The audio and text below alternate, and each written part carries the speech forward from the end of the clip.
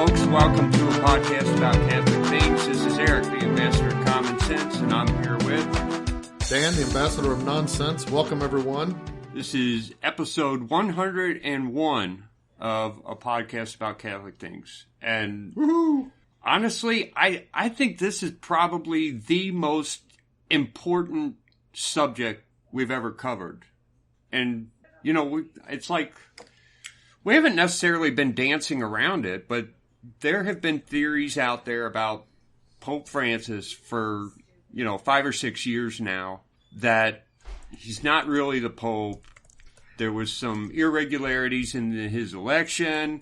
Also, there were we're in a situation that's never existed before. That much is obvious. But most people for the past 5 years have not given voice to those people who would say this is an anti-pope. Mm-hmm. And in the past couple... topic. Yeah. And in the past couple weeks, even the EWTN crowd, it's not like they're starting to listen or even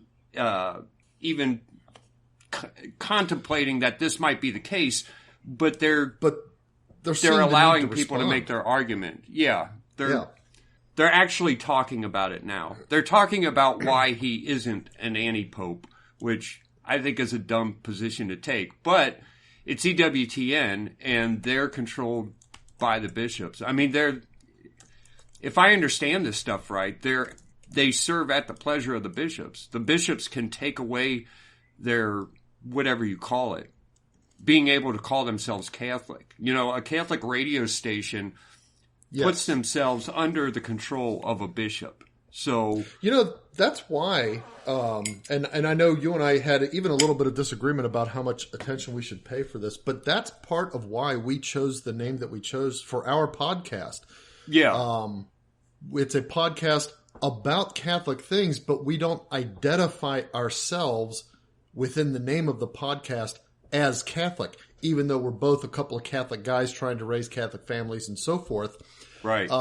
Because we didn't want to put ourselves in a position where in order to continue to operate as we do, we have to operate, with some kind of permission from the bishop or something like that.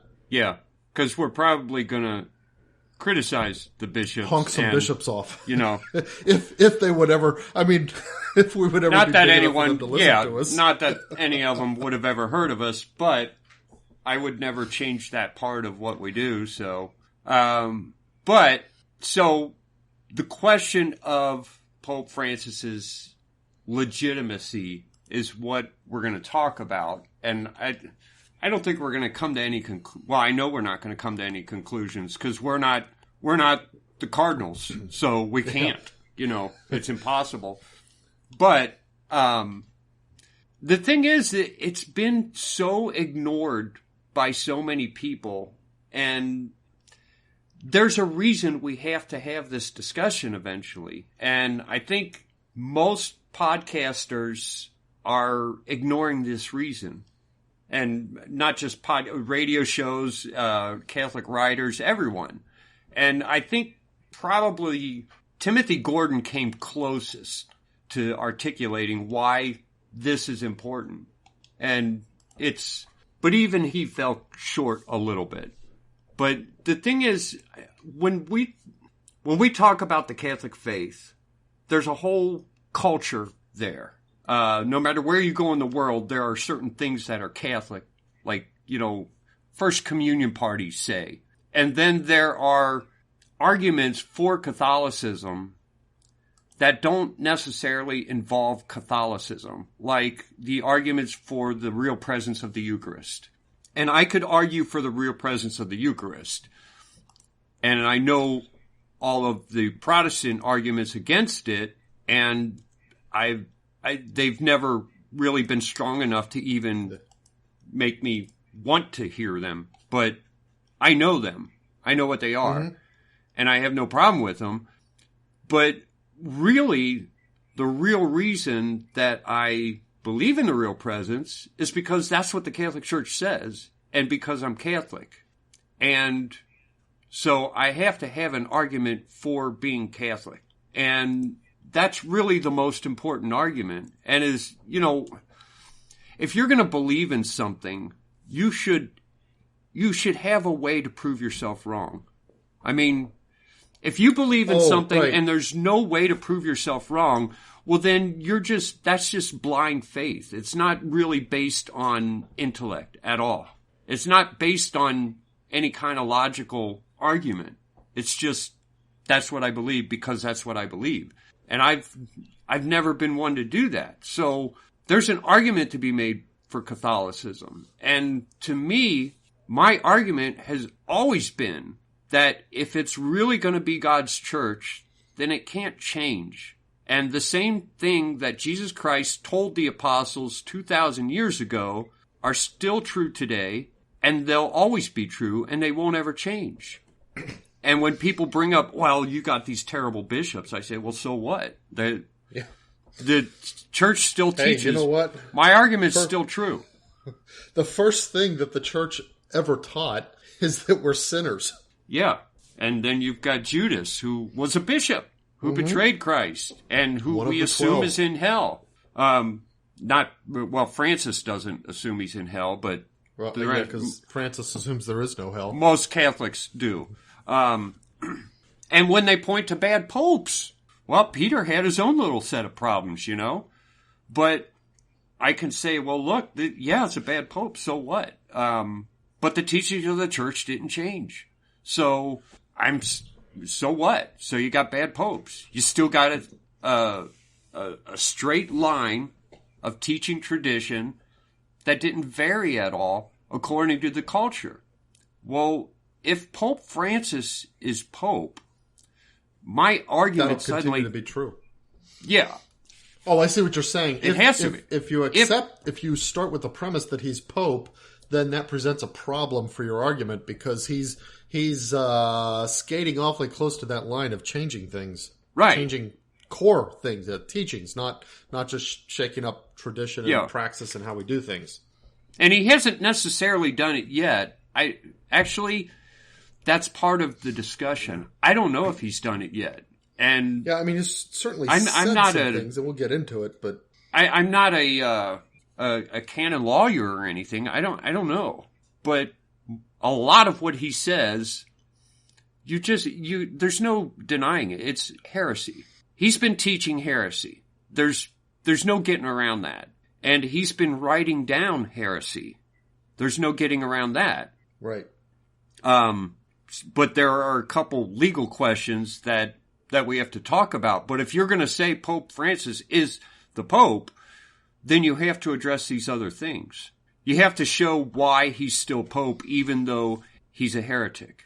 Which I don't know. A heretic, the actual definition of a heretic is someone who, if I understand it right, has been told the truth by the church and refuses to adhere to the truth.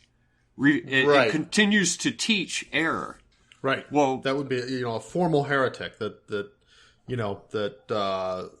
they understand what the church teaches and formally will to teach otherwise.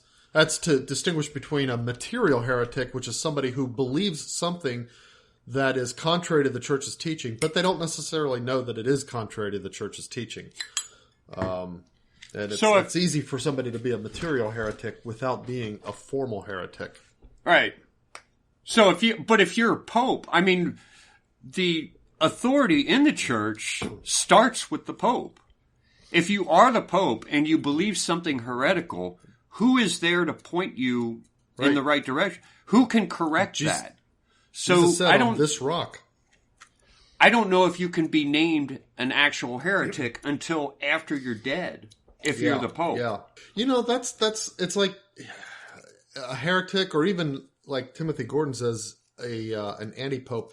It's kind of like a quote. So, Dad used to do this genealogy stuff, and he ran around and talked to a bunch of people, collected all these stories and information. And he had all this stuff written up in these forms that he kind of made up, that were, if he had actually talked to genealogists, he would have found out that these forms already exist and he didn't have to make them up. He could have just bought one and made a bunch of copies. But Dad reinvents the wheel. No himself. Matter what he does, he's got to, oh, look what I did. Well, those exist, but, and it shows that it was a good idea, but it's just the way Dad is. But, so he's got all this stuff, and one of the things he has is for each family, he's got a sheet, and then for each of the individuals in that family, like each of the children, he's got their own sheet as much as he can with information about them, who they married, any kids they had, and so on. So he tried to be kind of scalable in this. Well, there's one of the sheets that, Aunt Berta wrote in a quote. This woman is like one of Aunt Berta's aunts. And she wrote this quote. She said, and you can tell it's Aunt Berta's handwriting.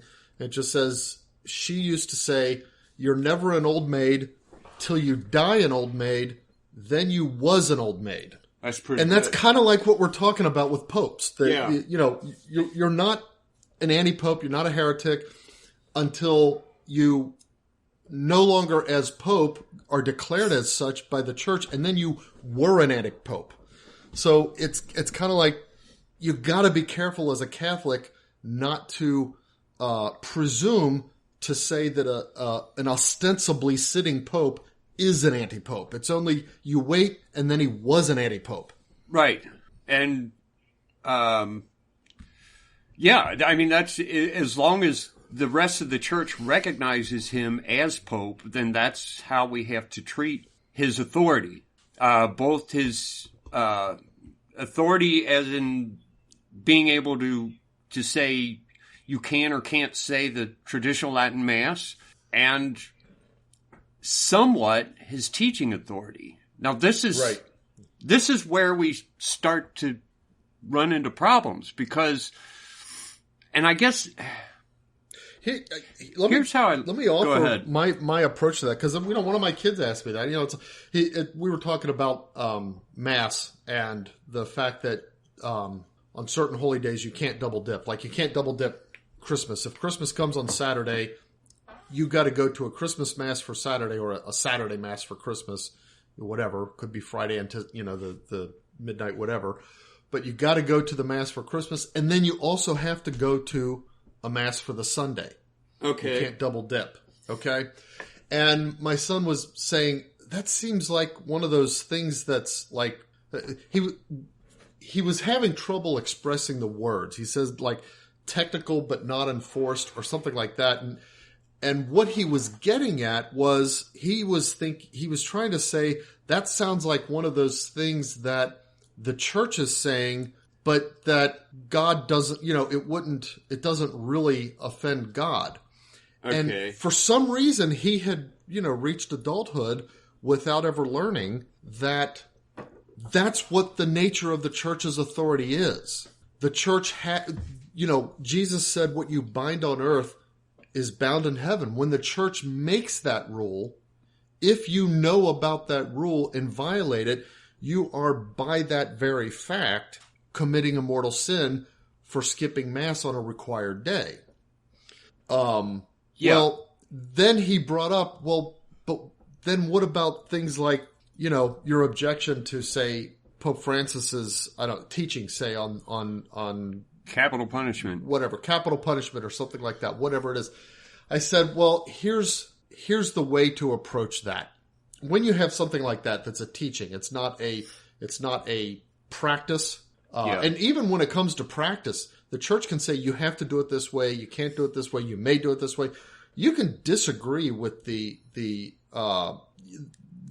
value, the prudential, the exercise of prudence involved in that decision by the church, and think that they're making a bad decision. But you still have to abide by the decisions. But when it comes to a teaching, and you've got something that the church has taught, for a long time, traditionally, and you understand that in a certain way, that it's kind of not just that they've taught this, but they've meant a certain thing by it traditionally. And then somebody, a council, a pope, whoever, comes along with something new within your lifetime that looks like what they mean contradicts what it looked like the church meant traditionally. Well, the way I say for addressing that is to say, all right, I'm not smart enough to discern quite what's going on here, so I am going to hold fast to what the church said traditionally and what I believe the church has meant traditionally, and leave it to history and to the future of the church to figure out how this new thing actually means the same as the old thing. You know what Now, is commonly called? What's that? A hermeneutic of continuity. Oh, that's right. That's what it is. Yeah. And it might be that you can't intellectually resolve it in your lifetime. And it's possible that once in a while the way it gets resolved is, oh, that was a heretical pope, or that was a heretical council, or something like that. Because those have happened. Yeah. And then you, okay, well, that's how the church resolved it then. But you wait, historically, you hold to the tradition and you wait for the new stuff to get ironed out. Right. I would add a little bit to that. And I kind of think of it as in, well, as I was saying, the argument that the church never errs. And if it never errs, that means it can't change. Because if it changes, that means it was either in error before or it's in error now. So if you think of a corporation who has, or even a city that has a number of laws, and you look at the laws and you say, you look at a couple things. If there's a charter in the city, you have to question how much authority does this charter, or does this pronouncement by a mayor or something like that, how much authority does it have? If it doesn't have authority, then you might have to pay attention to it, but you don't have to consider that to be the law. And if the Pope gives us an apostolic exhortation, the question there is, what kind of teeth does this thing have? Is this something I'm obliged to listen to and believe? Right. So right now I'm talking about Amoris Laetitia, where he says stuff in there that it's like, okay, wait a minute, this goes against the teaching of the church. Yeah. So the question there is, how binding is this document? And the other thing is, and this goes back to the hermeneutic continuity, can I interpret this in a way that fits in what I know to be the truth? If I can, then that's the way I have to do it. By Catholic doctrine, that's how you interpret everything. You interpret so that it does fit within the framework of what we already know to be true. If it doesn't fit within that, then again, how binding is it? The Pope is only infallible when he teaches from the chair of Peter. Yeah. So if he's teaching from the chair of Peter, can we take those exact words? I don't care what he means, and I don't care what the bishops think, because I never cared what the bishops think, because the bishops, there's a lot of evil bishops. Yeah, they stopped thinking a long time ago. Can we take the actual words, and sometimes there are translation problems, and fit them in with what we absolutely know to be true? If we can't, and if the document is somehow binding, it's not that we have to answer it now, but we do actually have to look at then this has to be explained. You can't just ignore this. It becomes a concern. But in terms of your development of faith, your development of spirituality, relationship with God, and relationship with the truth, and so on and so forth, you don't let it disturb what you know from tradition. Right. You go with the assumption that, all right, I'm not smart enough to see how this thing means what I already know to be true, but somehow it does. I'll keep working on it, and eventually it may be that I never figure it out and I die without knowing it, and the church, 3 generations later figures it out. or whatever, but you don't ever give up the tradition and what the church has meant in her tradition for something new. Right. And that's, I guess that, what I'm saying is that is the argument. That's why I can still remain Catholic. If Pope Francis is the real Pope, and if these things that he's saying, well, I already know these things that he's saying and these things that he's writing do not fit in the Catholic framework. They just don't. They're wrong. They're heretical.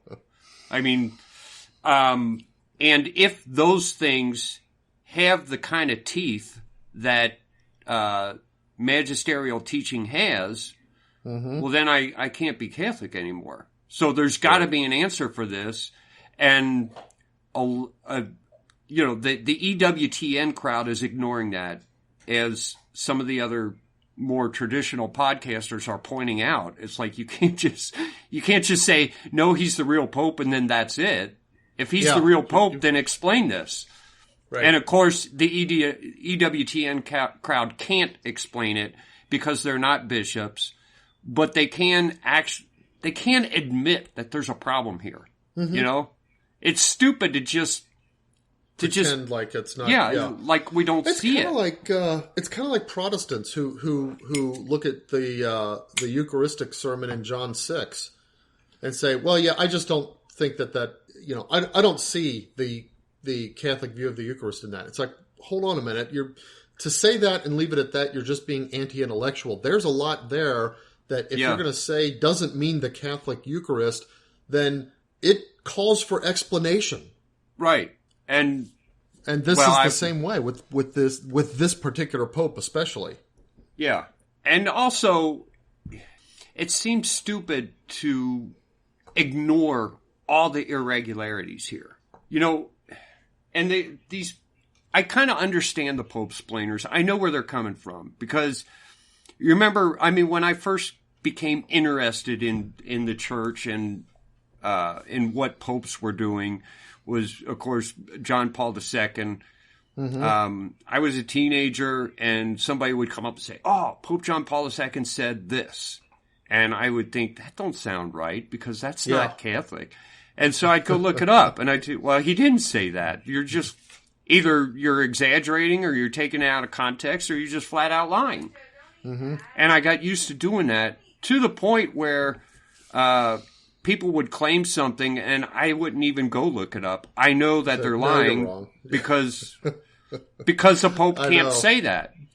And it's my faith in the church that allowed me to just say, no, you're wrong.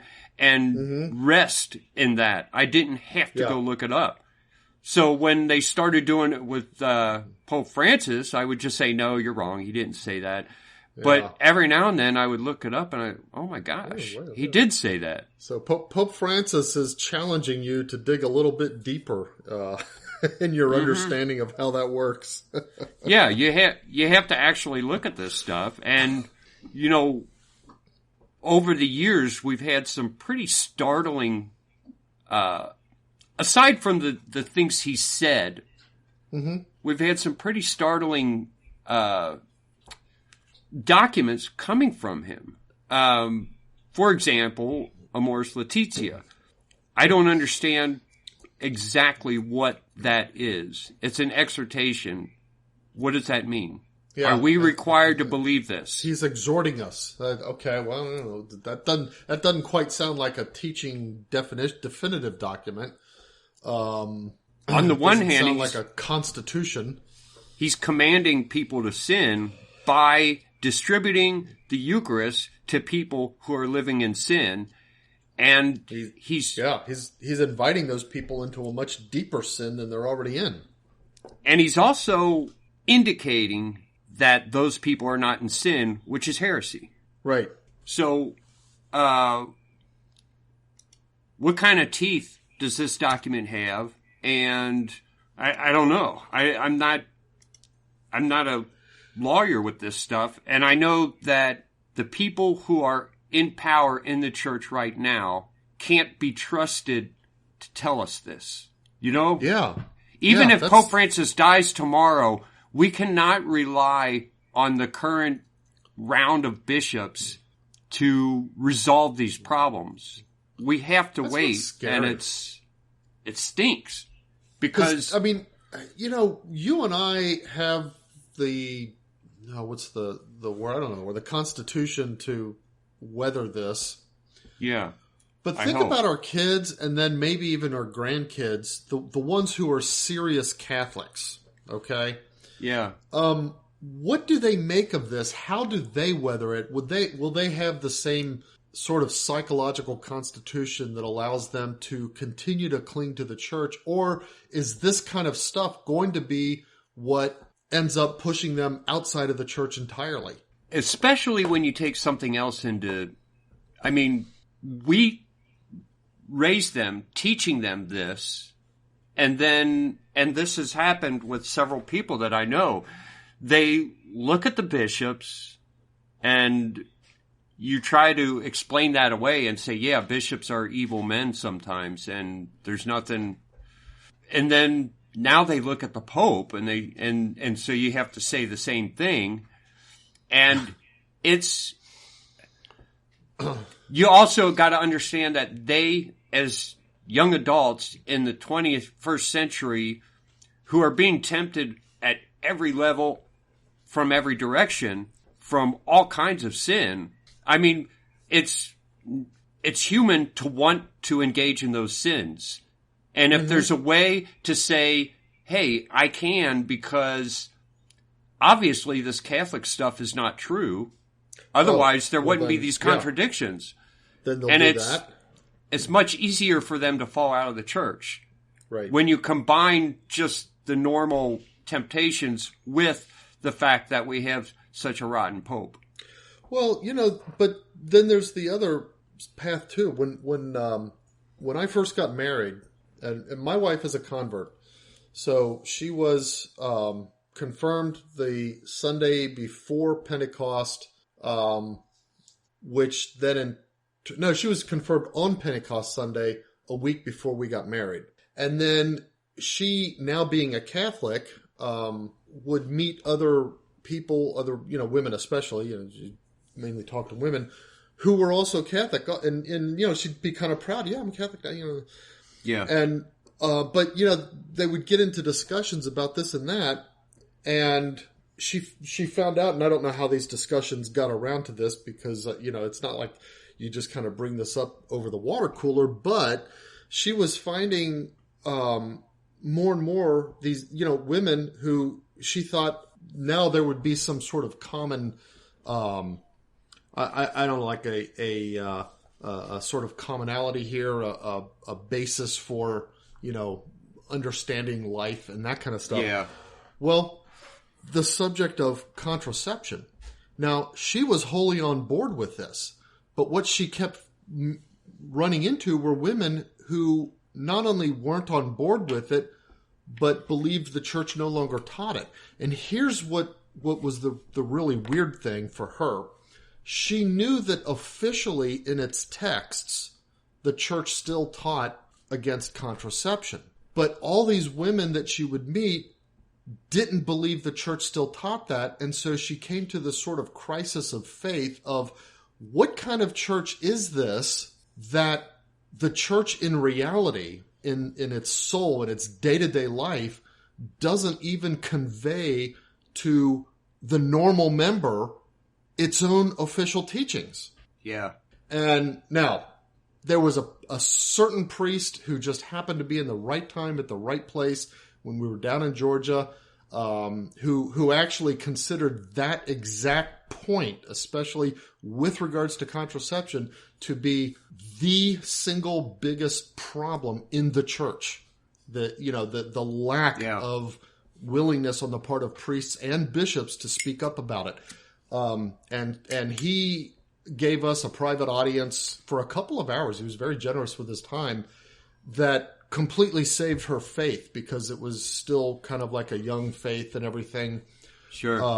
But it's kind of like that. It's like, okay, wait a minute. On the one hand, I could just say, well, obviously the church doesn't believe this. I can go behave however I want. Or, well, the church claimed to believe this, but clearly it has gone off the rails. I got to go find another church in order to hold on to my beliefs about this stuff. Yeah. Both sides are dangers. Yeah. And now it's like, well, the church used to teach this, but see, Pope Francis, he says something else here. Right. He's saying something different entirely. So how could this really, it causes so much confusion.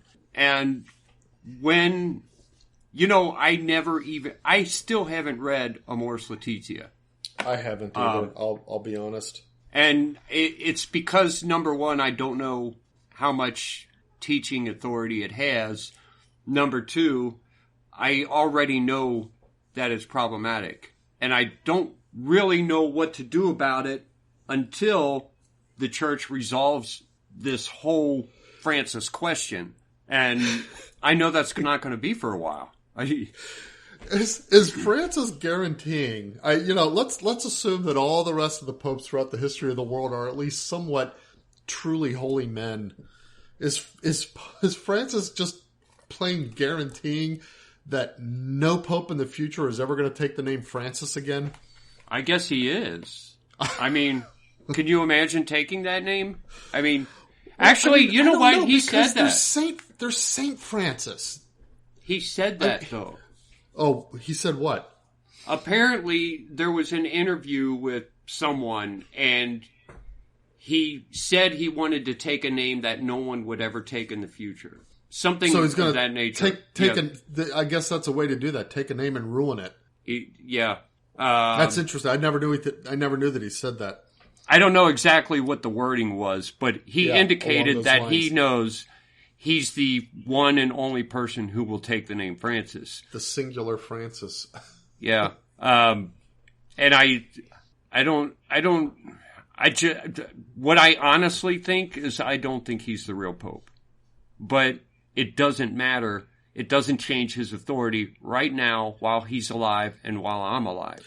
Yeah, there's no, whether you think it's going to the way I see it is, the church will eventually figure out that he was not the real Pope. But until then, we have to act, every single member of the church has to act as though he is the real Pope. Speaking of which, one of the arguments is that Francis is not the Pope. Pope Benedict is still the Pope. Neither of them know it the same way a married couple who isn't validly married don't know that they're not validly married because maybe of something that happened in the past. But my argument there is, okay, but they still have to pretend that they are still married. And everybody else has to treat them as though they're married. Right. So if that's the case, it doesn't really change how we react to things. That doesn't give us permission to go join the SSPX. We still have to treat him as Pope and obey him the way we would a Pope. Right. Now, do we want to get into any of the specific arguments about it? I mean, we can. I don't. But I didn't know whether you intended that or not. But I didn't line up any of them because some of them sound like. They sound like semantics. Yeah, some of them, and it's like the moonists and all this, and it's like, well, Yeah. I think that's a red herring. The thing is, I read he only did it as a video, so I read the summary of Patrick Coffin's thing, and he at least did a service of sort of lining up the specific set of arguments. And most of them it's like, okay, I can see sort of right away why I don't need to pay attention to that. But what's interesting is that there's two styles of argument.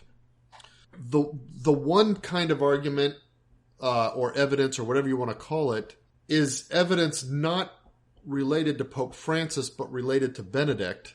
indicating that he's still the Pope. Well, if he's still the Pope, then Francis can't be. Okay, so that's like one kind of argument. And then the other kind relates to Pope Francis himself and maybe the manner of his election and so on and so forth, showing that he's not a Pope. The kinds that apply directly to Francis would hold whether or not Benedict is still Pope as well. Even if, like, let's say Benedict's resignation was fully valid, and the Francis arguments held water, then that would mean that the chair of Peter's really empty. So I don't know why I brought that up. Oh, but if you take the arguments about Pope Benedict being still the Pope, it seems to me that all of the arguments about him being the Pope still fall under the category of evidence that says he's still the Pope and he knows it, at least in Patrick Coffin's summary of the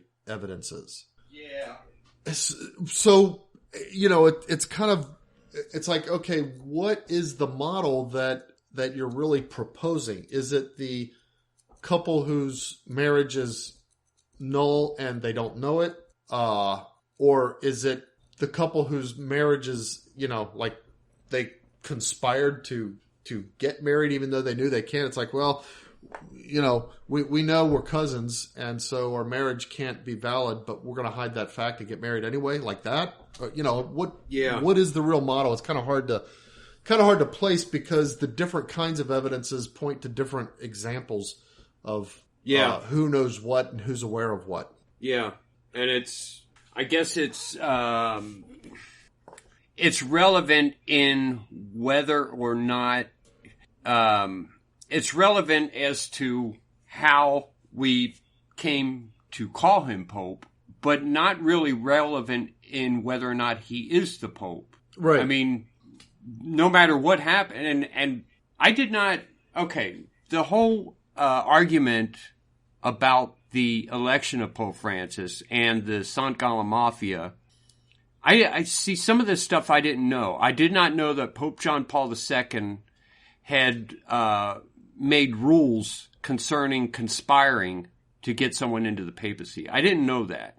And to me, if that's the truth, that would be the strongest argument.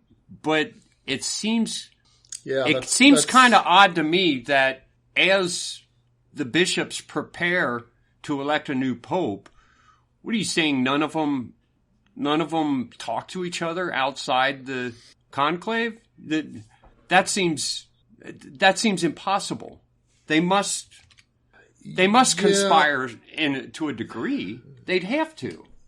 But the conspiring that I think he's talking about is a specific, like a tit for tat kind of conspiring. Like in exchange for votes, if I'm Pope, I'm going to do this for you. Okay. That kind of thing. I think that's really what he's talking about. I don't think he's talking about, it could be bishops too. Okay, wait a minute. If I can get you to vote for my guy for Pope, then when it comes to this matter, I'll support you in this synod or something like that. Those kinds of things too would be the kinds of conspiring that were outlawed by this Constitution. Yeah. Anything that's overt like that. Any sort of planning that involves, let's get together and figure out how we can make this guy become our next pope. Anything that falls into that line of activity would run afoul of, I think, this Constitution and the rules that it was setting up. And so I think the St. Gallen Mafia, it sounds like they really did engage in that kind of activity. Yeah. Now, it sounds like to do so, they would have incurred a excommunication. Well, what does it mean if a handful of our cardinals are actually excommunicated, and then excommunicated cardinals are voting for a pope? That kind of opens a problem because it's like, okay, from here on in, and then that pope elects more bishops or selects more bishops, and then those bishops elect the next pope, we've got this weird line where it's like nobody's a real bishop and nobody's a real pope. Yeah. And that's not the case. Well, that he'd be a real the bishop. case. He just wouldn't, Well, that's the question I was wondering. So I would like to go back into history if I ever get time and dig into some of these anti-popes of the past to find out things like during their ostensible term as pope, did they, canonize saints? Things like that, yeah. So, and then if they are then subsequently declared an anti-pope, what happens to that canonization? Do you just accept it and move forward? Or do you say, nope, we got to go back, roll it back, and then the next pope needs to decide whether to let it hold or not? How does that kind of stuff get resolved then? Right. Now, I could see canonization specifically not being that big a deal because I think it wasn't until after the Age of Martyrs that a real process sort of came into play. And I think the reason the process came into play is, when you're martyred, when you're killed for the faith, it's kind of pretty obvious and straightforward. Yeah, you get treated as a saint, you're listed, you're in heaven. We don't have to wonder about it. But when people were starting to be honored as saints who had not been killed for the faith, well, then it's like, okay, we need to have some other way of being sure. So we'll start a process, and the process will involve an investigation by the church, by whatever competent authorities. We'll have, somebody who's supposed to act as a devil's advocate to try to dig up dirt on the person and so forth, so that we could be absolutely sure. So I could, I know that there was a process by which the church arrived at its current process for canonizing saints. Yeah. And so I could see where, all right, if the whole church accepted this person as a saint anyway, even though the pope under whose reign he was canonized turned out to be an anti-pope, maybe we still just continue to accept that person as a saint. I don't know. Yeah. But I could see that. But then other things like what this when motu that pope proprio, teaches something? Traditionis Custodes. Traditionis Custodes. Okay, if he's declared to be an anti-pope, does that immediately release all bishops back to the rule of Summorum Pontificum? Yeah. Which, on that particular subject. And then what about his encyclicals like the Fratelli Tutti? Oh, right. I mean, that one's... That's another problematic one for me. Right. I don't know what other people are saying about it, but... the thing is, I tried to... Again, I don't have a whole lot of time to read. So, since I'm driving most of the time, I look for podcasts about a subject and listen to them. And then if it's worthwhile, then I can go back and look up things that were referenced. Mm-hmm. And so I was looking for podcasts concerning that. Right. I really couldn't find many. Most of them were from, I guess they were very liberal podcasts who were talking about how great it was. And I thought, this is nonsense. Then I finally found our podcast about it. That turned up in the search results. I re-listened to that, and now I remember how problematic it really was. But at the same time, I mean, this is an encyclical. This is what we would categorize as magisterial teaching, if I understand these things right. And there are errors in it, kind of. Mm-hmm. Right.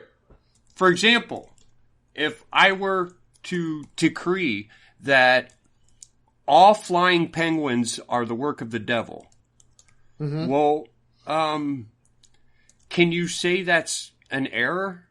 I mean, there aren't any flying penguins. So where is the error in that? Oh, right. And Pope Francis, in that encyclical, he answers objections that were never made. Mm-hmm. And he talks about systems that don't exist. He talks about capitalism in a way but that doesn't represent capitalism. Right. Yeah. So he's objecting to capitalism, but not real capitalism or not real free market. He's just objecting to what he thinks capitalists think. Yeah. And it's like, so, okay, where's the error here? With these flying penguins everywhere, I can condemn them, but am I really condemning anything since flying penguins don't really exist? Yeah, exactly. It's kind of like all those, like, and Chesterton, was very good at recognizing this. But the idea of like all the people that claim to object to the church, and it's like, well, nobody actually objects to the church, but there's a whole lot of people who object to what they think the church is. Yeah. And it's like Pope Francis is embodying that from the inside out. Right. And he's, look, that encyclical was like 40,000 words. I can't imagine anyone, and you get to paragraph after paragraph that just rambles on and says absolutely nothing. Yeah. Almost the whole document does. But it does say something. It says something in spirit anyway. Mm-hmm. So in spirit, the document's definitely in error. But in the words, if you take these words and pound it out and say, what does this actually mean? You find out that it either doesn't mean anything or it's a pronouncement against flying penguins, which don't exist anyway. So what do we do with a document like that if he's an anti-pope? What happens to it? Do we just toss it? Ignore it, yeah. Yeah, and then if he's not an anti-pope, some of the stuff has to be explained. At some point, it's got to be like, okay, well, that's one of the reasons I agree with Timothy Gordon. If Pope Francis is not an anti-pope, or if he is not bound to at some point later be declared to have been an anti-pope, then what we have is a uniquely problematic pope throughout history. Yeah. This pope presents problems for the church, if he's a real pope, that no other pope ever has. Yeah. And I'm not one of those people who think we're on the verge of world destruction. I'm not apocalyptic. Right. I never have been. Well, I was at one time, but I'm not. I was in, I don't know, when Clinton was elected or something. Yeah, back then. I was a kid then. Yeah, we didn't, it was a long time ago. But, when people point to me all these terrible political things going on, I say, well, this stuff has happened before. Just go back to history. It's not a big deal. We'll get through it. Somehow we'll get through it. And I have this faith in God and in the church, and I think Jesus Christ will come back and he will return because he promised he would. But the only one area that gives me a little bit of pause is the fact that we're in a very unique situation in the church. We've never had a pope worshiping idols inside the Vatican. There's idolatry happening in the Vatican. This is so big. It's like infinitely worse than adultery happening, for example, in the Vatican. Yeah, we've got. I mean, there's a coin, a Pachamama coin, that's huge. That is so shameful. Yeah, and a lot of the Pope-splainers they don't even talk about it. They just ignore things like this. So it's like, well, this is so much bigger than all the other bad popes that we've had. Mm-hmm. And somehow this has to be explained in a different way than the teachings have to be explained. Stuff like this also has to be addressed. What happened here? How did we end up with an idolater leading the Catholic Church? Yeah. It doesn't make any sense. And I can't take 2,000 years of solid linear teaching and just say, well, I can't believe it now because of this one pope. Obviously, there's something different here. Mm-hmm. And so I can't just throw away my Catholic faith. I have to stick with it and just, I mean, I don't, because if I said Pope Francis is the Pope and he is teaching against what we know to be true, then I don't know what to do after that. Okay, so now I don't believe in the Catholic Church because obviously they can err. But what now? I don't. Is there no church then? That's why there's nowhere to go. I like how Timothy Gordon has explained even stuff like this. Even as far as the teachings, it's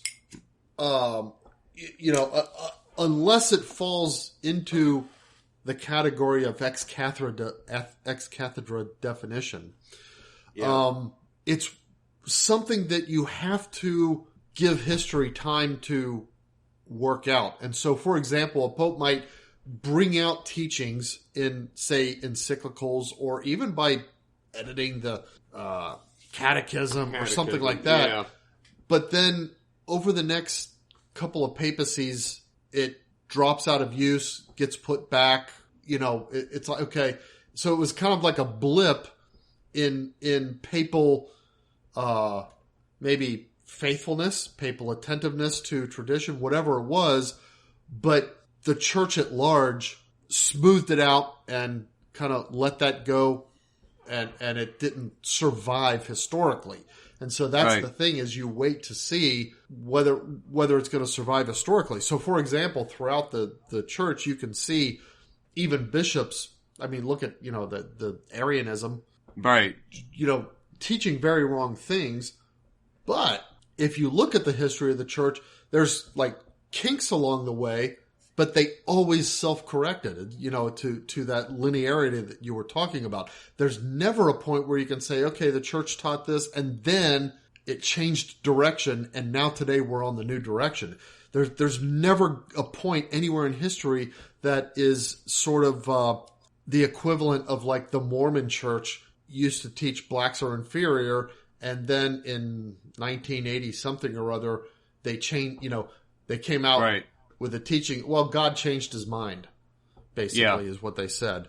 So that doesn't exist in the Catholic Church.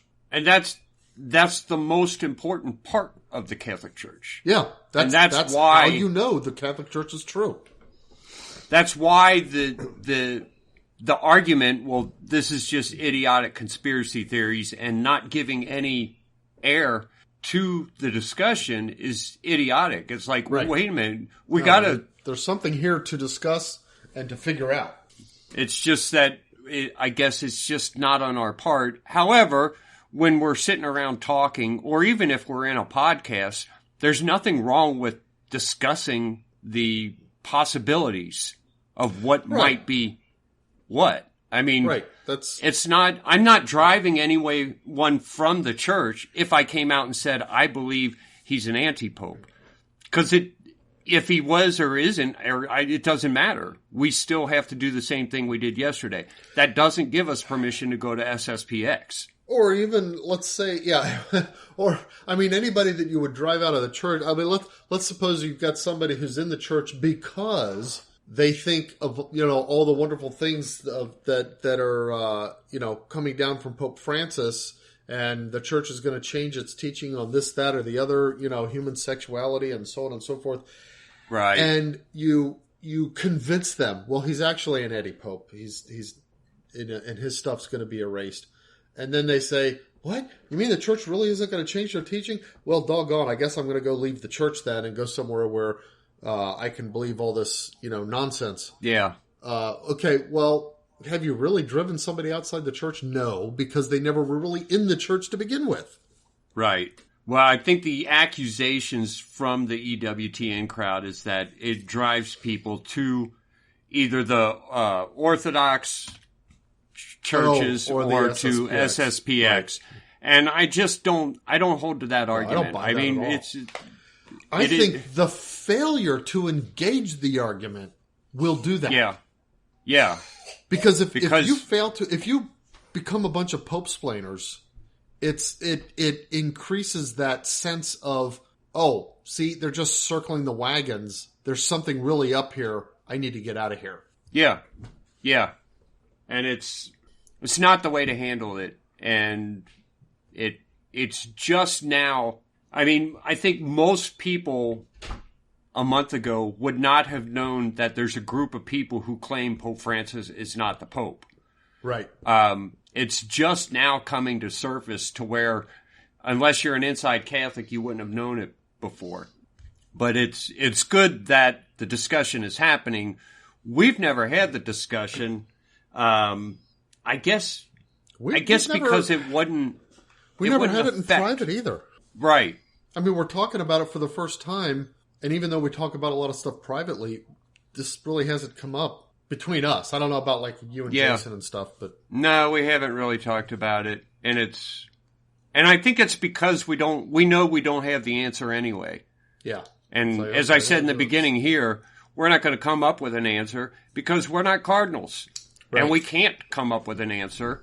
And only the church can. And all we can do is just kind of, theorize about it. That's really all it is. Right. It would explain some things, but those things that need explaining will eventually get explained by history. Yeah. Whether it involves him being a non-pope or not. Yeah. Which, it sucks for us. Yeah. Because we have to go through this and still try to convince people that this is God's church. Yeah, I know we got a bad guy at the top. I know he's evil. But this is still God's church. And that's a tough sell. Especially with what our bishops are doing. I mean, it's one thing, think of sinful popes in the past. It's like, okay, yeah, I got to convince you that it's God's church. Or think of the sex, the priest, the homosexual scandals in the priesthood. I got to convince you that it's still God's church, even though there's a lot of evil in it. But now I got to convince you that it's God's church, and I've got to convince you that God's church doesn't teach these things that it looks like the top guy is saying.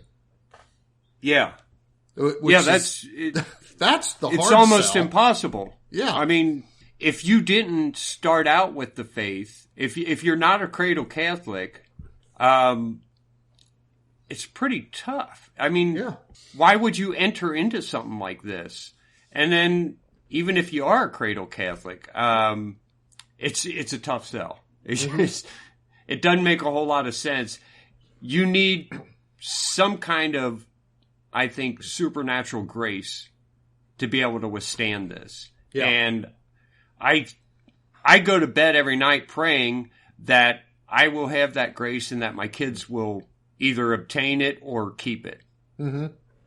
Because it's such a hard thing for anyone. Any right-thinking person would have a problem with this.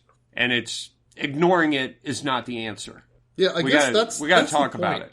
To think that you don't need to explain it, that it doesn't. I mean, you personally don't need to explain it, okay? But to think that it isn't something that needs explaining is to just put your head in the sand. Yeah, and dangerously.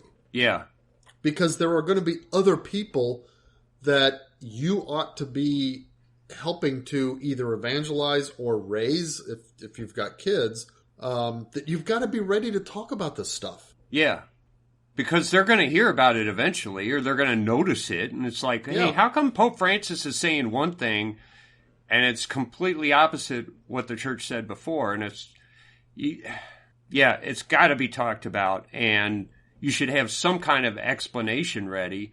And to just ignore it, it makes the problem so much worse. Because you feel like, am I the only one seeing this? Mm-hmm. Right. You feel awfully alone when you're the only one who's willing to talk about it. And I'm glad it's finally starting to be talked about. Even if it makes the EWTN crowd look kind of stupid. Right. I would rather them not look stupid. But if this is the way it has to be, then this is the way it has to be. And the podcasters who aren't under the control of bishops, maybe they're going to start dominating Catholic media in a way that has never happened before. But again, you know, you've said it several times, God writes with history. And this is part of the narrative. We don't know how it's going to end up. Mm-hmm.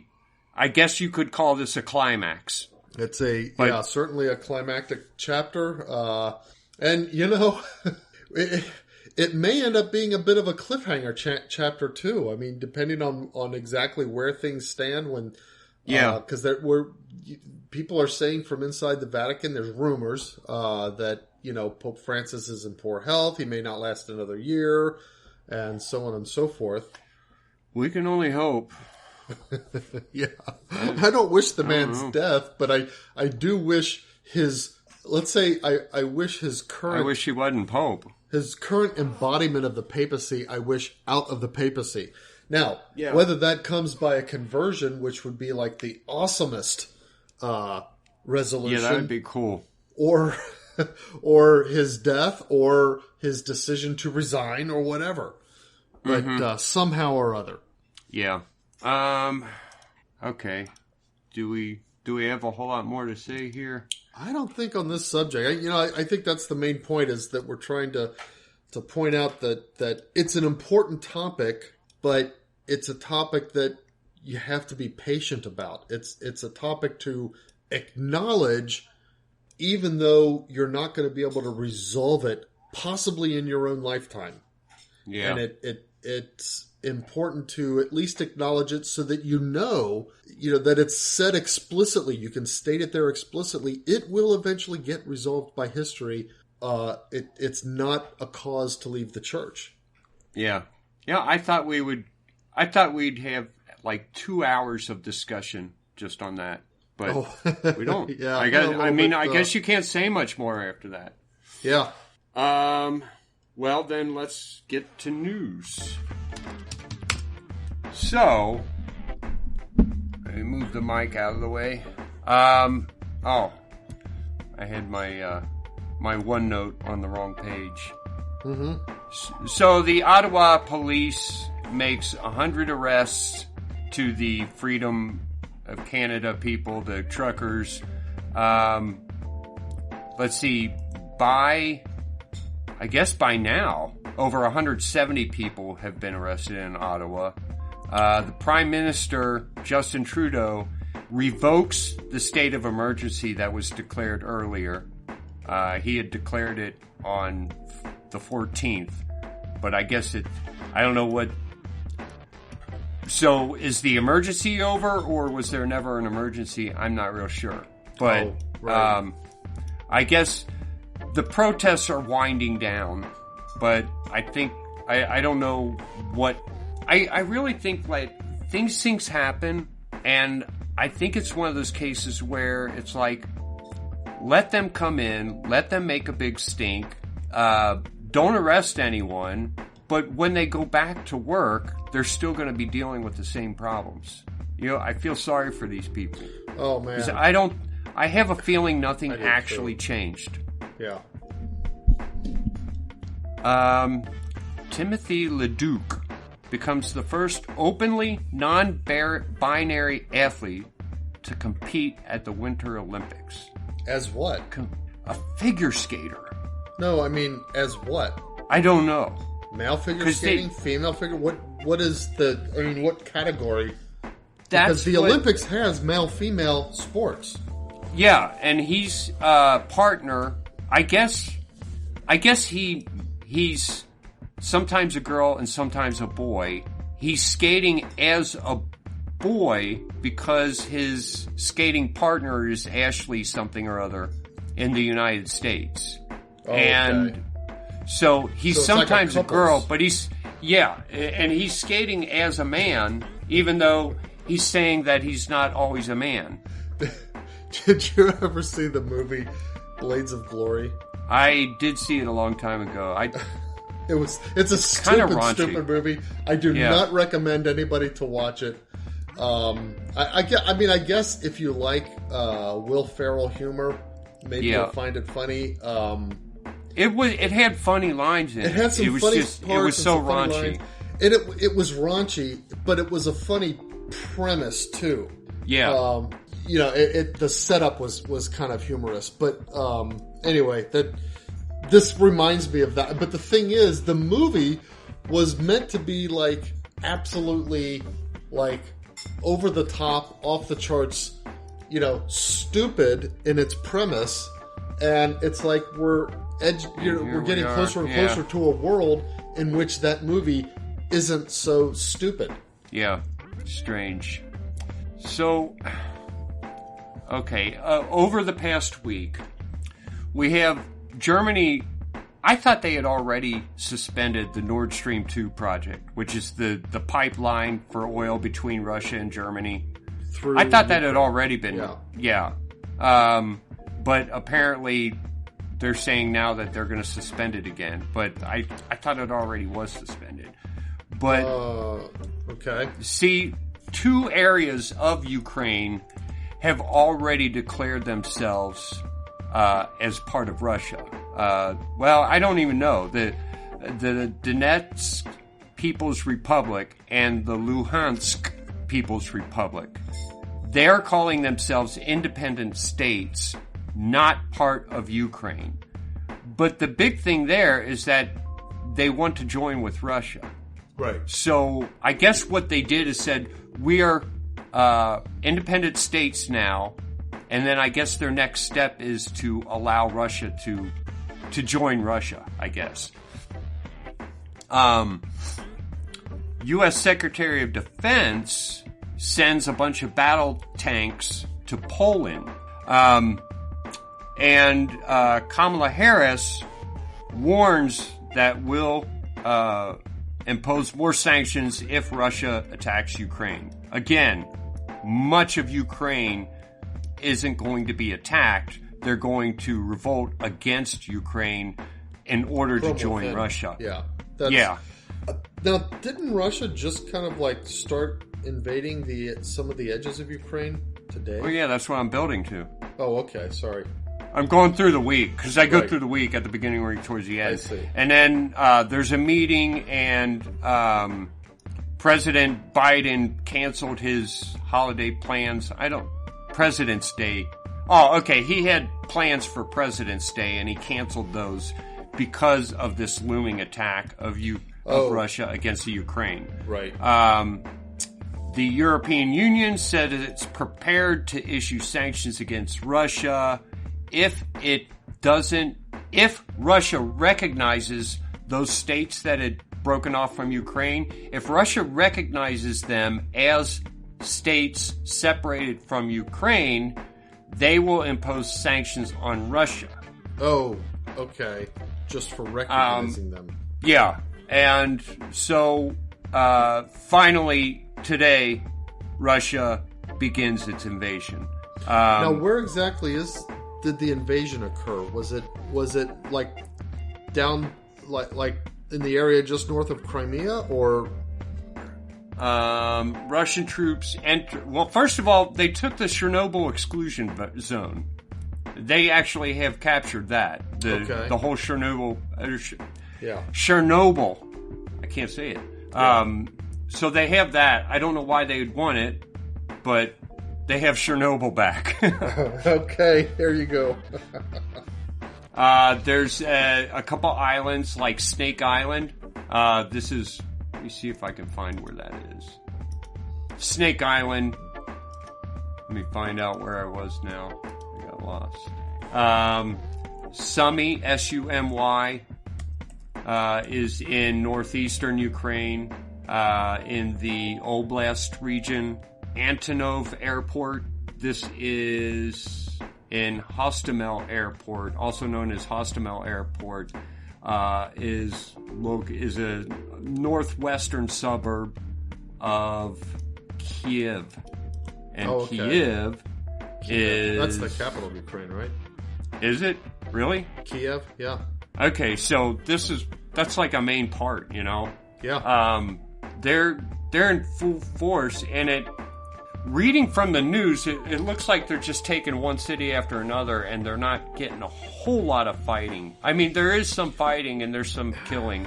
But you know, here's it the seems thing. like Ukraine is such a corrupt country. I mean, this is why the Bidens were so involved in Ukraine. Yeah. And, you know, for their own money making, because Ukraine is such a corrupt country. So the people who don't like corruption, generally speaking, the masses of people don't like corruption. They think that becoming part of Russia is going to help them put an end to the petty corruption of their various local officials and stuff like that. It's like, okay, right. Now we're going to be part of the Russian system. And in fact, Russia actually did, you know, they have implemented some things that vastly undercut the ability of local officials to engage in corrupt practices within Russia. So it's probably far more prevalent in Ukraine than it is in Russia right now. People know that, they see that. That's part of the motivation of these people who want in Ukraine to be part of Russia. Yeah. And I would liken it to Puerto Rico. A lot of people living in Puerto Rico know how corrupt it is and want U.S. to come in and be one of our states. So like if we gave them statehood, then... But maybe there would be people who would fight against that, and we would have a little bit of a battle. Yeah. It would be like some people try to take over the capital and say, no, we're not going to be a part of the U.S. And so we send in the military to take care of that. So it's kind of weird in the case of Puerto Rico, though, because they're already a territory. I mean, it's land technically owned by the United States and all that kind of stuff. So yeah, I know. That's the closest thing I can come up to. But exactly, it's just there are people who are going to be against it. Yeah, and so there are people in Ukraine. Heck, you know, in the Western territories of the United States before they became states, there were probably people who were against statehood. Yeah, why? They didn't want because they got to practice their lawless corruption. Yeah. And it, you know, in all fairness, Russian rule would put an end to some of this corruption. Yeah, it would. It would cause other problems, but it would put an end to some of it. And so, you know, I don't think we're going to get involved. Yeah.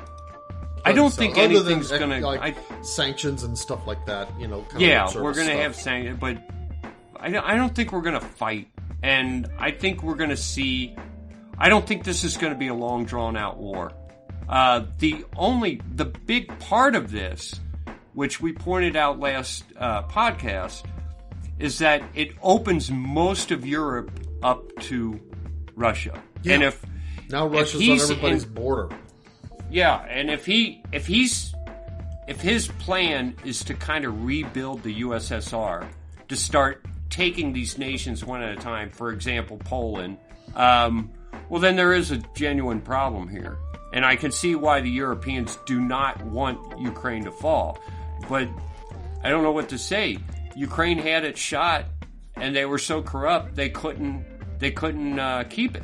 You know, this is what happens. And when there's that much corruption, the nation falls. The same way the U.S. can't keep surviving the way it is right now. There's so much corruption, it's going to fall. The more corruption there is within a nation, the closer it gets to falling.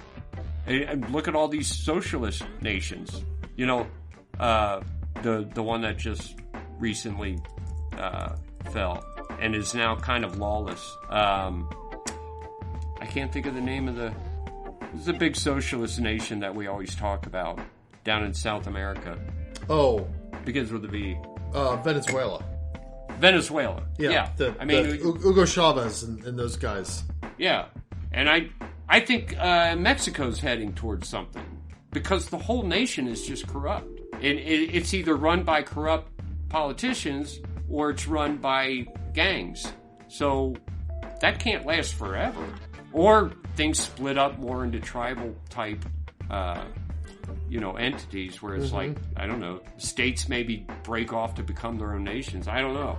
But this kind of corruption can't go on forever.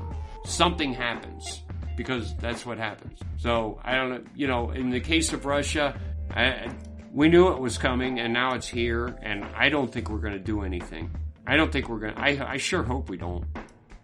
We have no business fighting over there. Well, there's something that we can do if we could get the Pope on board. Oh, yeah. Because, unlike China, Our Lady has expressed a desire to show favor to Russia. Now, okay, I've listened to Jimmy Atkins. He had a podcast about the Third Secret, and he said that when asked, what's her name? Lucia. Lucia said that the Pope did fulfill Mary's desires of consecrating Russia, even though he didn't consecrate Russia, he consecrated all the world. But I don't know how much of that I accept, because that's what we were told by the Vatican. Yeah, I don't think there's an actual quote from her saying this. Right. And also, she could be saying that out of obedience. Well, no, she couldn't lie. She wouldn't lie out of obedience. She wouldn't lie, but she's cloistered. Yeah, she doesn't know. It's not like people talk to her directly and stuff like that. Anything that we hear so-called from her is so-called. You got to take everything that she in theory says, or that somebody reports that she says, or you got to take that with a grain of salt. Yeah. And not only that, I don't think she claims that Mary still talks to her. No. So no. Mary's not coming to her and saying, "Yeah, they did it. Good job." Yeah. I don't think. Right. That's no. I think you're right. So like somebody might have gone to her and said, "Hey, the Pope now consecrated Russia to Mary's heart. Did he? Is that what she asked for?" Oh yeah. Okay. Oh, great. See? Yeah. Yeah. Exactly. So who knows what exactly the conversation was? I don't think we can take that to mean anything at all particular. Right. His point was that the church was outlawed in Russia for years. Yes. And that it's not outlawed now, which would indicate that this did fulfill what Mary wanted to happen. But I don't know, because she said Russia would be converted. Not that I think it's going to become a Catholic state, but I think it will eventually. It will become, I think, it's heavily Russian Orthodox, and right now the Russian Orthodox it's kind of a state religion. Yeah. I think that will eventually be reunited to the church. Yeah. As Russian Orthodox, but Russian Orthodox will then be kind of like one of the Catholic Orthodox, patriarchies. Yeah. Now, as for how that fits in with the Third Secret, Second Secret, I don't know. But anyway, my point is... You're right. What the church...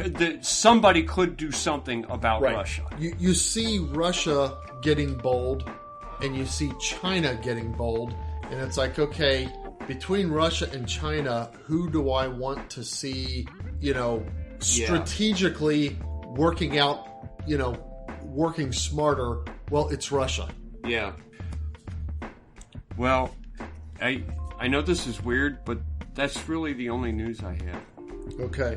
Well, somebody sent me a piece. Actually, this could just be like interpretive journalism, but there's a couple of church militant articles. One of them says the CDC is hiding the truth in the interest of preventing misinformation, which is kind of weird. Doesn't surprise me if that's what they're doing. But the other one is about... So the Vatican's Pontifical Academy for Life features a priest who justifies euthanasia and a woman who believes in sodomy and abortion. It's like, okay. Yeah. I don't... have you seen anything about that? I don't... I didn't actually. Timothy Gordon just released a podcast about the, I think it was like 101 outrages of Pope Francis. Oh, okay. This would be one of them. And it was included in his first. He's got it split up into two different, the first 50 and the next 51, and it is included in there. Yeah, he did do that. It's disgusting. Wow. And it's more, but it's more of the same with Pope Francis. Yeah. It's kind of par for the course that we've come to expect. And this is the kind of thing you would expect from a false pope. Yeah. That's all I'm saying. That's right. I don't know if he's a false pope, but this is what you would expect from a false pope. Yeah. Okay. Well, I've got a few nonsense stories. The Russian invading Ukraine. I mean, depending on how that pans out, it could turn into a fizzle. It could just become a new reality. All those European countries now border Russia, and I know they would prefer not to, but it could just become a new reality, or it could become World War III. Yeah. I mean, Yeah. Okay. Nonsense. Okay. Dumb luck can come from just about anywhere. A woman in Maryland uses her license plate number, and she ended up winning $25,000 in the lottery. Well, cool. If you play the same number again and again, eventually you're bound to win something, aren't you? Sometimes. Hope she uses the money for something decent. Yeah. Pay for her kid's college or something like that. Or pay for her kid to not go to college. Yeah, nowadays it's like, well, we won this money. You don't need to go to college. You can do something else. Start a business or something like that. In America, that's the cool thing, is if you have a wad of cash, you could go to college and then you could start a career, or you could start a business and start much more than a career. And hire people who went to college. Yeah. You'd be like, well, I'll hire a bunch of idiots. That's right. So, so you remember growing up, and if we, liked the food that Mom made for dinner, we tended to scarf it down, and Mom would say, don't inhale your food. Yeah. Well, doctors at a New York hospital were examining a man complaining of difficulty breathing. They thought that, maybe he had a deviated septum or something like that. Turns out that he had a tooth growing in his navel cavity. His nasal cavity. Not navel, a nasal. Tooth? A tooth growing up inside his nose. Wow. I thought you were going to say he had food in his nose. No. They've got an X-ray. The news story has an X-ray. It's like, well, okay, yeah, that really is a tooth growing up into his nasal cavity. Yeah. I must have belly buttons on the brain. I keep saying navel cavity. I remember eating at... I was taking a break at work, and I worked at Blockbuster. I go over to Hardee's and eat real quick, and you had to inhale because you only got so much time. Yeah. So I inhaled my food, but I had coughed at some point in the middle of trying to swallow. And it went out your nose. Well, no, it didn't. Oh, really? I choked on it for a while, and then later on, I kept feeling this weird sensation in my nasal cavity. Oh. And finally, I blew my nose just as hard as I possibly could, and like a 2-inch long French fry came out. That's funny. So I was walking around like that for a while, but it was the worst. That's awful. I don't ever want that to happen again. I hope it doesn't happen to anyone else. No. Well, a buddy of mine in college was telling me about this group of, and he was just trying to. His only point was to say kind of like how how crazy, tough isn't quite the right word, but they just have a different approach to, things physical in their bodies and that kind of stuff. Navy SEALs, okay? And he said there were a group of these guys at a bar, and one of them took the chain from his dog tags and stuffed it up one nostril and got it worked around to where it was coming out the other nostril. It was like zipping it back and forth through his nasal nasal cavity. Yeah, that is completely weird. Our cousin, God rest his soul, Bill Ginley. Yeah. When I was talking about, because I've always had sinus problems, he suggested I take a string, a yarn, and swallow it and cough it up through my nose so that part of it's in my mouth and it's coming out my nose, and then I just string it along, and that will remove all the garbage in my nasal cavity. And he told me he did this. He's probably right. He probably did. Right. If you can figure out how to do it. I could never do that. It would make me throw up, I think. Probably. He was... one time when he came back, he was in the Navy for just a brief stint. And he was, back home on leave. I don't know if it was between basic and his actual deployment or what it was, but he was back, and he had this girlfriend. Her name was Kathy, and we were hanging out because, we used to be buddies growing up, and so, when he'd be in town, we would always try to find some way to hang out. But Kathy was with us, and we went back to his mom's apartment, and she wasn't home for the evening or whatever, but we were watching a movie or something. But anyway, I was, I think I, got up to go to the bathroom or something like that. Anyway, while I was gone, I'm hearing them giggling about something and going on and on about it. So I finally came back into the living room, and he says, "Hey, Danny, you got to watch this." And what they were doing, to each other was they would, let's see, how did they do? They would put their mouth over, one of them would put his mouth over the other's nose and blow into it, and it would make this weird gurgling sound blowing the air through the nose and back out the mouth or something like that. It was so weird. Maybe blowing smoke through each other's noses and mouths. Yeah. That is weird. I remember Kathy. She was cute. Yeah. She was probably a good girlfriend, too. If he could have... I think she eventually ended up breaking up with him because he didn't...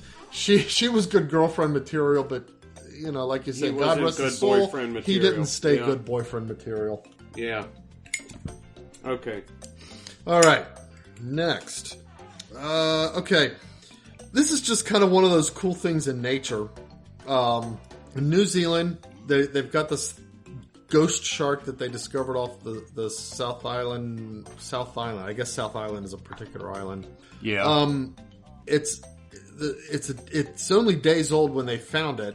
But it's actually a chimera, which is a chimera is an animal that is part one animal and part another animal, but it's not like the two animals combined at the DNA level. It's like some of their cells are from one set of DNA and other of their cells are a different set of DNA within the same animal. Yeah.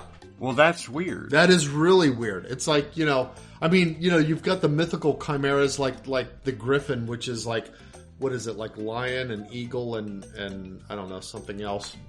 But there are real chimera in nature. Thing. Really? And I guess this ghost shark is one of them. Yeah, if you look up pictures of ghost shark, that is a really odd looking animal. Mm-hmm. But what... Super rare. What...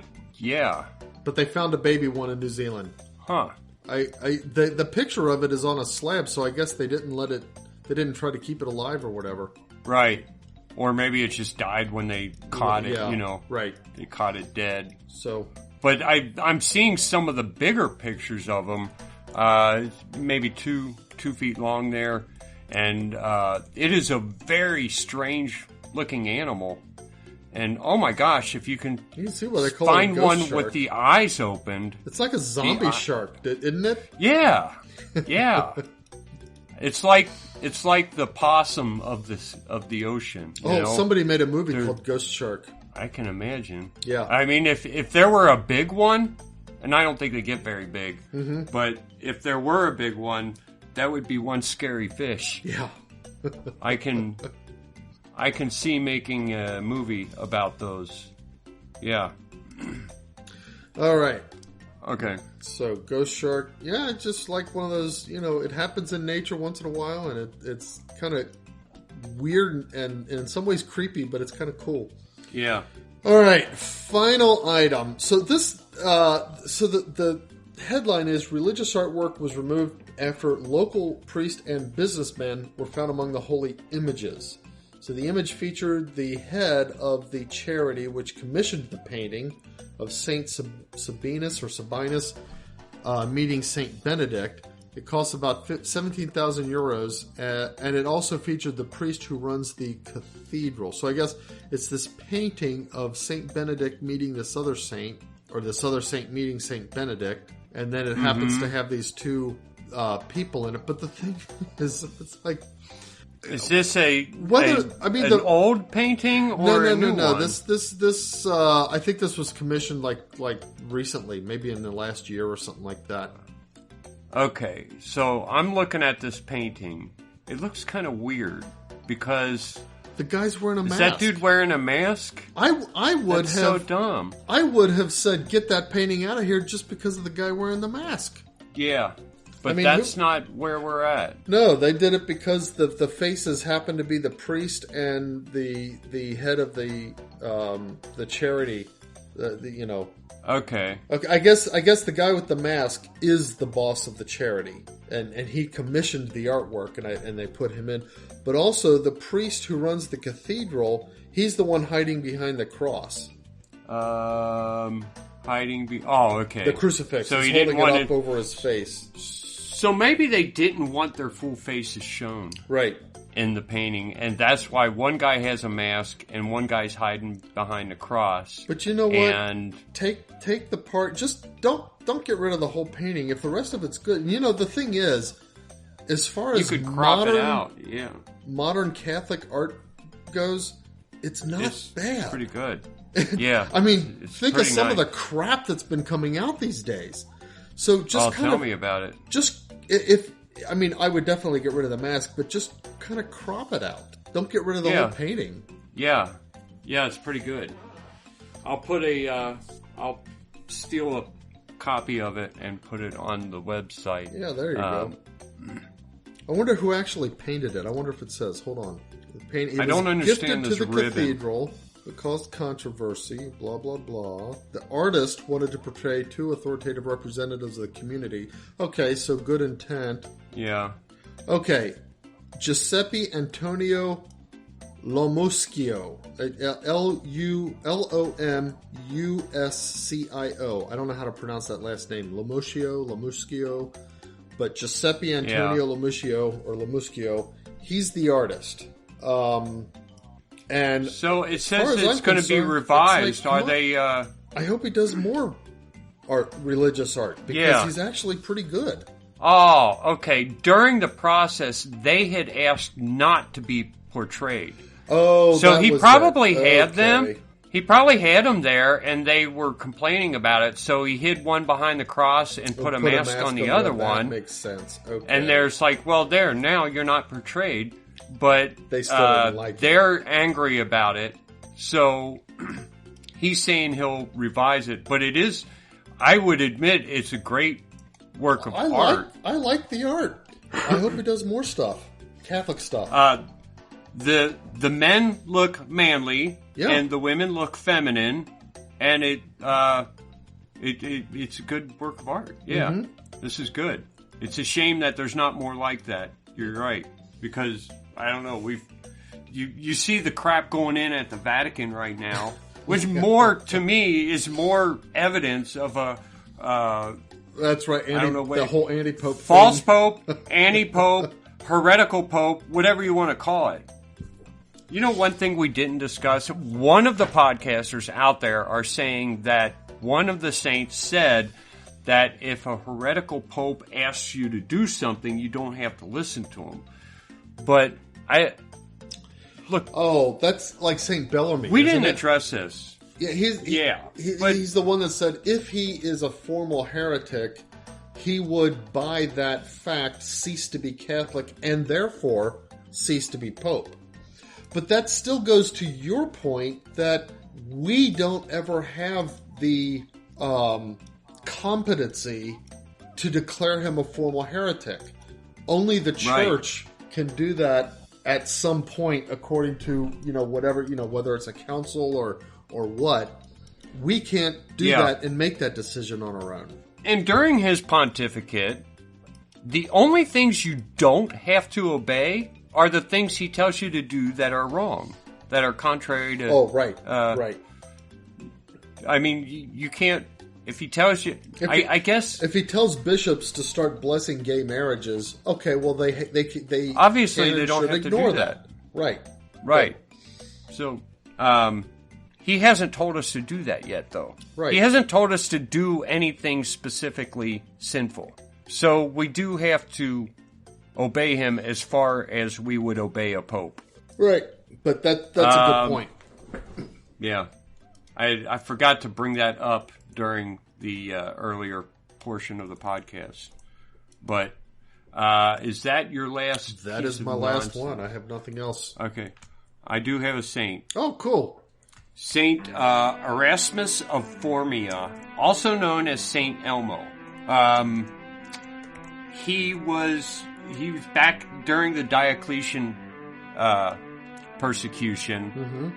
Now, I guess apparently, in the empire was divided east and west, and there were two emperors, one of the east, one of the west, both Diocletian and Maximian Hercules. Okay. This guy was in Formia, part of Italy, and he left his diocese during the persecution and hid for 7 years. But an angel came to him and said, go back to your city. Well, while he's on his way to his city to be the bishop of Formia, some soldiers found him and questioned him and found out he was a Christian. So they brought him before Diocletian. He was tortured. They poured melted lead, melted tar, and sulfur on him. And throughout the time, Erasmus thanks God and chants the Psalms. Finally, he's brought to a temple. But every time he looks at an idol, they crumble and fall to the ground. Wow. And I think here there are more than one legends that got split up into two legends. Oh, okay. Okay. But he has an angel helps him escape. Right.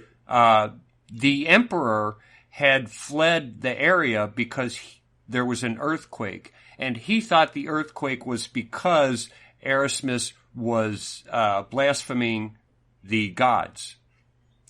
But they put him back in prison. An angel comes and helps him escape. He ends up in Lycia, another part of Italy, I think. And he sees a man named Anastasius burying his son, or I guess part of a funeral procession or something. Right. And he is told by an angel to raise the son from the dead. So he goes and talks to Anastasius, and Anastasius says, well, yeah, if your God would bring my son back to me, I'll convert and my whole household will convert.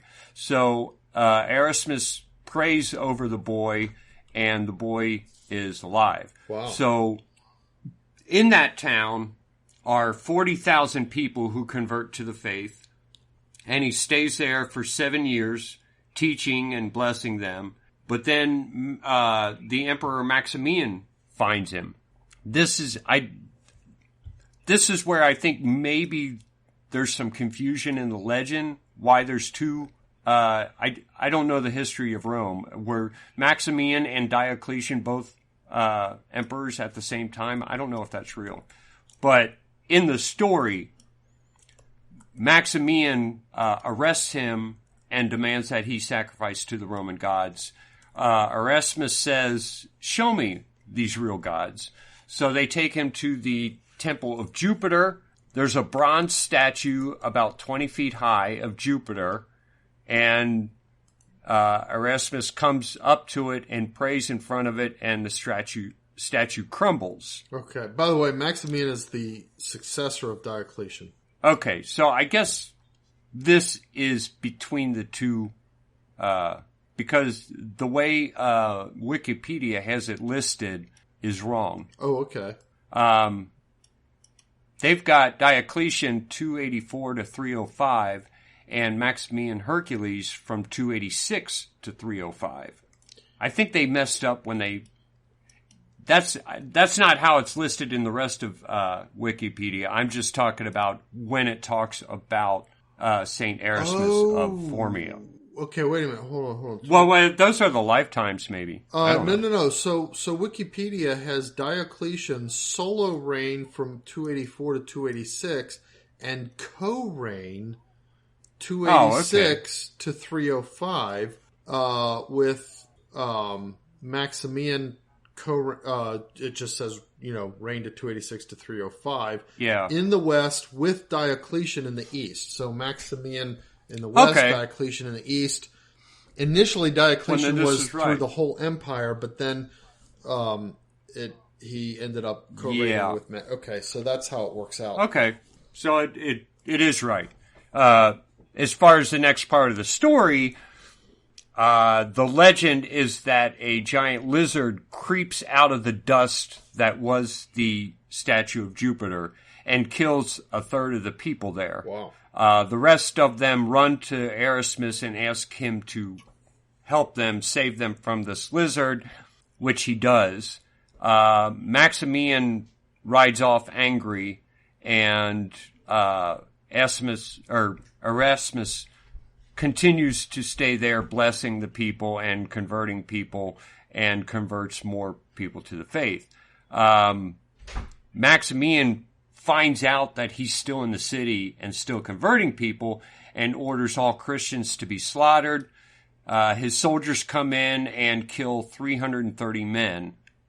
330 people. I don't know if they're all men. Oh, right. But Erasmus has a vision of the angels in heaven receiving these 330 people. And Erasmus is told that these 330 people are going to heaven to prepare a place specifically for him in heaven, and not to be afraid. Maximian once again arrests Erasmus, and I guess they've got this bronze tunic, which had been a burning bronze tunic. So I guess it's a tunic. Oh, okay. Like heated with thread of bronze. Right. Yeah. Mm-hmm. And tells him that they're gonna put it over him. And Erasmus says, you know what? I'm not scared. He's singing Psalm 56 and Wisdom 3, and he picks up the tunic and wraps it around himself. The tunic becomes cold immediately. The people are shouting that this Christian God must be great, but Maximian is shouting that this is just magic. Maximian prepares a great big pot of melted lead and melted tar and is threatening to throw Erasmus into it. But Erasmus, I don't know if he walks into it or jumps in like in a cannonball or something, but the melted lead splatters onto Maximian, and Maximian actually asks Erasmus to help him, and Erasmus prays for him, and Maximian's suffering stops. He throws Erasmus into a cell, and Erasmus once again escapes by the help of an angel and is taken back to Formia, where he teaches the people there for a while until he dies. He's considered a martyr, but at his death in Formia, there's no mention of how he dies. Oh, uh-huh. So, the story, it depends on where you're looking to exactly how he died. You know what I mean? Right. There's nothing real solid on here. Most of this is legend, but it's a pretty neat saint. And again, he's also known as Saint Elmo. Now, he is the patron of, among other things, sailors. Mm-hmm.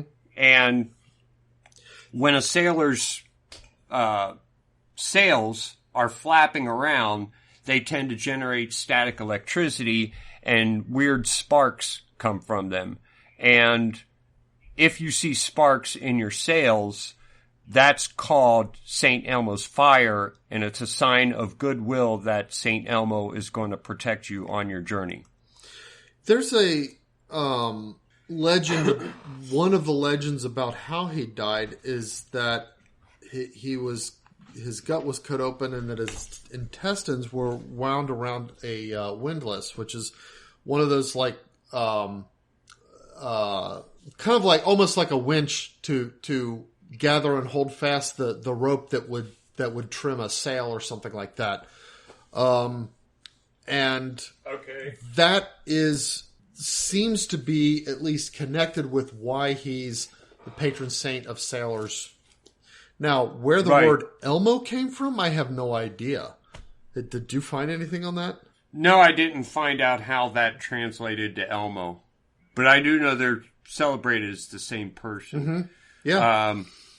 He's also the patron of kids with colic and people with stomach ailments because of the legend about him having his guts torn out and wrapped. Yeah, okay. Also the patron of women with cramps and or labor pains. Mm-hmm. And cattle with pests. For some reason. Yeah, I don't...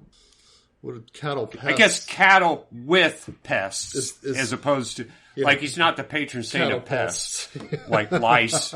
He's patron saint of lice. Yeah, that would be weird.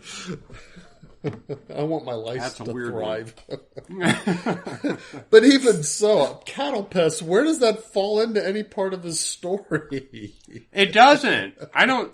Were there I guess there were cattle at that time, not the way we have them now, but I don't know. All right, whatever. I couldn't find that, but it's a pretty neat saint, and the fact that he once again didn't put up with idolatry. No. In fact, he wouldn't be a part of it. He was so much not a part of it that idols crumbled just at his glance. Now, he also kept up the tradition of these martyrs in the Age of Martyrs. At one point, Maximian had him enclosed in a barrel with protruding spikes protruding on the inside, of course, and rolled down a hill. Well, an angel healed him from the wounds instead of letting him die, so that he could go on and be martyred in some other way. Yeah, that, again, see, I saw that and I forgot to insert it in my list of notes here because I wasn't quite sure where it fit in with the timeline. Oh, right. But, yeah, that happened. And so if you go back over our podcasts where we have a Saint of the Week listed, you'll see that story over and over again. And you'll also see stories of saints, especially in the first 3 centuries, fighting idolatry and destroying idols. It was what we did. We don't allow idols to continue to exist. I don't care if they're part of history. I don't care if they're part of someone else's culture. They are they're an affront to God. They're a blasphemy. Absolutely. It's their like very giving your existence. finger to God. You can't do it. It's like the you golden, have to destroy him all the way always. back to the golden calf that the Hebrews built while Moses was up on the mountain. What did Right. God have Moses make them do? Grind the gold into dust. Yeah, they couldn't even melt it down and use it for something else. It's like, no, eliminate this, period. And it's what Pope Francis should have done when they brought out the Pachamama. Mm-hmm. But instead, he'd allowed it to be worshipped. And now there's a coin based on it, apparently. Now there's a coin based on it. This is absolutely disgusting. It would be so much easier to accept this stuff if he was an anti-pope. Yeah. If whether he is or not, I don't know. But we have an idolater in the Vatican, and we're going to have to deal with it eventually. So we're not dealing with it now. But I don't know. What do you say about that? It's like we can't just ignore the whole question of it, though. Mm-hmm. It's just that we can't answer it yet. That's all. Anyway, we need the prayers and the help of Saint Elmo or mm-hmm. Saint Erasmus of Formia.